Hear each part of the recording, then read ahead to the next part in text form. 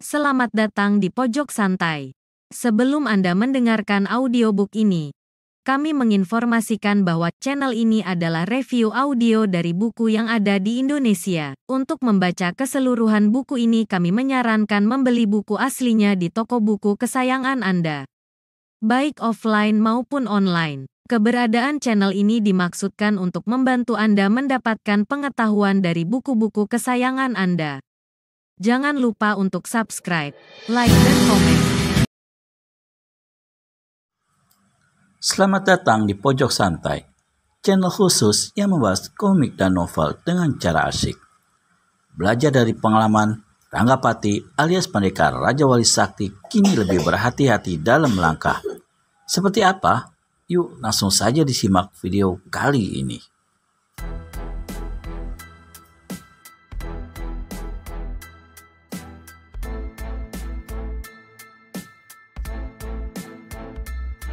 Pragola terlihat kewalahan menghadapi serangan Dewi Asmaradara kali ini. Dia hanya bisa menghindar dan bersalto tanpa mampu mengirimkan serangan balasan. Perhatikan jari tangannya, gunakan senjata, cari bagian tengah. Pragola terkejut mendengar bisikan di telinganya.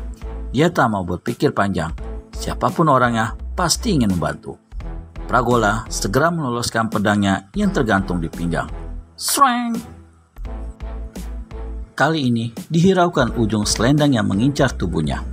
Matanya menatap jari-jari tangan Dewi Asmaradara. Benar, arah selendang dapat diketahuinya dari jari-jari tangan yang bergerak lincah. Dengan mudah, Pragola dapat menghindari ujung selendang tanpa melihatnya. Bahkan pedangnya beberapa kali hampir menebas selendang itu. Tapi sepertinya dia menebas sebongkah batu cadas yang sangat keras. Blang! Hei! Jangan buang tenaga. Pusatkan perhatian pada titik tengah. Terdengar lagi bisikan di telinga Pragola. Bisikan itu membuatnya bingung. Dia tidak tahu titik tengah mana yang dimaksud. Pragola tidak lagi membabatkan pedangnya pada selendang merah yang masih mengancam dirinya.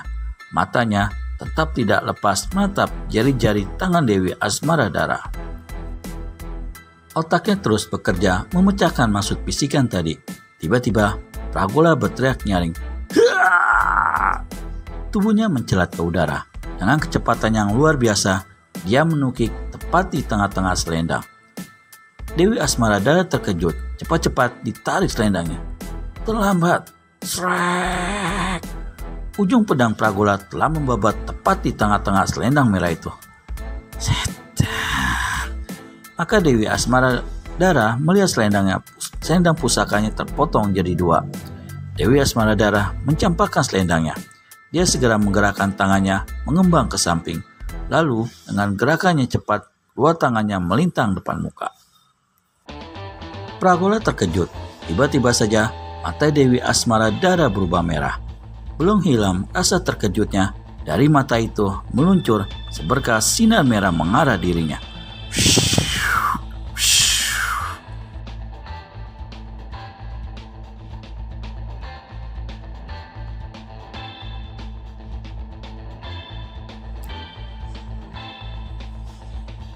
Dengan cepat, Pragola mencelat menghindar.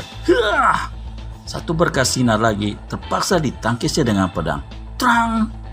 Trak! Pragola terlempar sejauh 2 tombak. Pedangnya patah menjadi 2 bagian. Belum sempat bangun, 2 berkas sinar merah kembali menyerang dirinya. Dengan cepat Pragola menggulingkan tubuhnya ke samping. Sinar merah itu menghantam lantai kedai makan. Suara menggelegar terdengar disertai berlubangnya lantai yang keras itu. Pegum! Mati aku, dengus Pragola. Dia tahu kalau Dewi Asmaradara mengeluarkan ilmu 1000 mata Dewi. Ilmu andalan yang sangat jarang digunakan Dewi Asmaradara. Kemarahannya memuncak karena selendang andalannya putus, memancingnya untuk mengeluarkan ilmu 1000 mata Dewi. Jangan panik. Terdengar lagi bisikan halus di telinga Pragola. Hindari tatapan matanya, gunakan ilmu peringan tubuh, putari tubuhnya. Pragola segera bangkit dan berlari-lari, memutari tubuh Dewi Asmaradara dengan menggunakan ilmu peringan tubuh. Tentu saja, Dewi Asmaradara jadi kelabakan. Sinar-sinar merah yang dilontarkan selalu mengenai tempat kosong. beberapa orang yang masih berada di kedai itu segera menyingkir, menghindari sinar merah yang tidak mustahil nyasar ke tubuh mereka. "Gunakan senjata kecil, arahkan ke kaki," bisikan halus kembali terdengar. Pragola kebingungan. Dia tidak memiliki senjata rahasia satupun juga. Gurunya tak pernah membekali senjata rahasia. Menurut gurunya, senjata rahasia hanya digunakan oleh orang-orang berhati telengas dan licik. Mereka tidak pantas disebut pendekar. Di saat otaknya berpikir keras, mendadak matanya menangkap reruntuhan meja dan kursi. Bibirnya segera tersenyum. Sambil terus mengarahkan tenaga dalam dan ilmu peringan tubuh, Pragola meraih beberapa potongan kayu.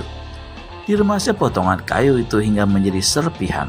Sementara itu, Dewi Asmaradara makin geram karena setiap serangannya selalu luput. Setiap kali dia memaksa Pragola untuk menatap matanya, pemuda itu selalu memalingkan mukanya. Dewi Asmaradara semakin sulit karena pengaruh ilmu 1000 mata Dewi tidak mempengaruhi Pragola. "Awas kakek!" teriak Pragola tiba-tiba. Dewi Asmaradara terkejut. Kayu-kayu kecil berterbangan mengarah kakinya. "Shh, shh. Setan belang, monyet buduk." Dewi Asmaradara mengumpat habis-habisan. Kayu-kayu kecil yang dilemparkan Pragola dengan pengerahan tenaga dalam membuat wanita itu sibuk berompatan ke sana kemari. Lebih-lebih, Pragola melemparkannya sambil berlarian mengitari tubuhnya. Konsentrasi Dewi Asmaradara terpecah. Pada saat Dewi Asmaradara tengah repot dengan serangan itu, tiba-tiba meluncur sebuah bayangan merah menahan arah lari Pragola. Seketika, kayu-kayu kecil yang terlontar ke kaki Dewi Asmaradara terhenti bersama dengan terhentinya lari Pragola. Di depan anak muda itu sudah berdiri seorang kakek tua berjubah merah. "Hah? Kakek merah mata elang!" bentak Pragola gusar. "Kau melanggar aturan." "Tidak ada aturan dalam rimba persilatan." Kakek merah bermata elang terkekeh menyeringai. Matanya merah bagai mata elang menatap tajam Pragola. "Biar aku yang menghadapi orang tua tidak tahu diri ini, Kakang." Tiba-tiba melompat seorang pemuda ke tengah-tengah arena pertempuran. Seorang anak muda berkulit putih dan bertubuh ramping. Garis-garis kejantanan tergambar jelas pada raut wajah yang halus dan tampan itu.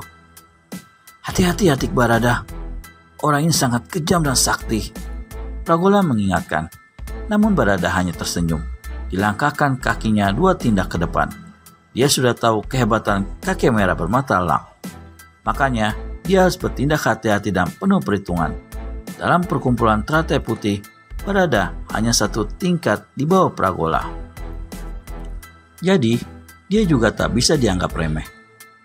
"Majulah, kakek tua," suruh Barada lantang dan tenang, setenang sikapnya.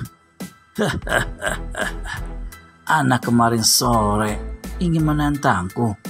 Apakah teratai putih tidak memiliki jago-jago andalan sehingga mengutus anak bau kencur ke sini?" Kakek merah bermata elang mengejek. "Hei, teratai putih tidak perlu mengeluarkan jago-jagonya untuk membasmi Panji Tengkorak." Tenang dan lembut suara Barada, namun menyakitkan di telinga. Bisakah Barada menghadapi kakek elang bermata elang? Dapatkan jawabannya di video selanjutnya hanya di channel Pojok Santai. Segera subscribe dan tekan tombol lonceng untuk mendapat notifikasi video terbaru dari kami. Terima kasih dan sampai bertemu kembali.